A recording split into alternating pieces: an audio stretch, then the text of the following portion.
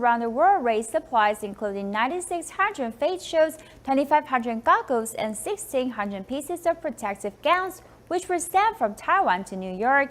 City volunteers have passed through every problem in procurement and transportation, demonstrating this previous unity. 这是120嘛哈。 Checking over the amounts of supplies sent from Taiwan carefully, Dr. Kenneth Liu, a TIMA doctor in New York, went to the service center early in the morning. These are the lots that worldwide TIMA members gathered, which include 9,600 face masks, 2,500 protective goggles, and 1,600 pieces of protective gowns, and are ready to be sent to New York hospitals at any time. I'm very grateful to TIMA dentists around the world and Buddhist disciples who are so enthusiastic to send the timely supplies in this most difficult moment.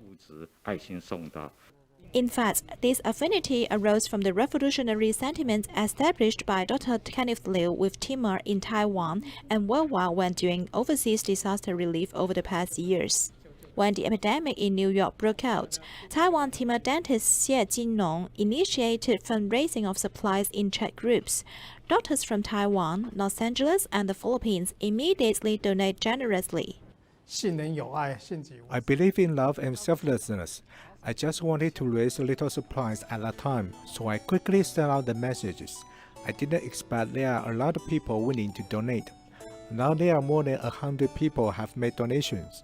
However, during the epidemic, the price of medical supplies increased and air transportation was quite difficult, which delayed the delivery for a long time. On the morning of the supplies arrival, volunteers worked together to coordinate with customs declaration and receive the supplies within a short period of time. It's true, I didn't expect we could complete customs declaration within such a short period of time, which was just about 4 hours, and we could mobilize so many volunteers to help.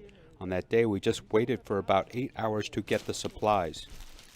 The TIMA around the world has already sent out 2 batches of medical supplies, and the donations are still increasing. The next stage will be to raise protective gowns that the frontline medical lacks most. They promise that as long as the epidemic is ongoing, this borderless love will not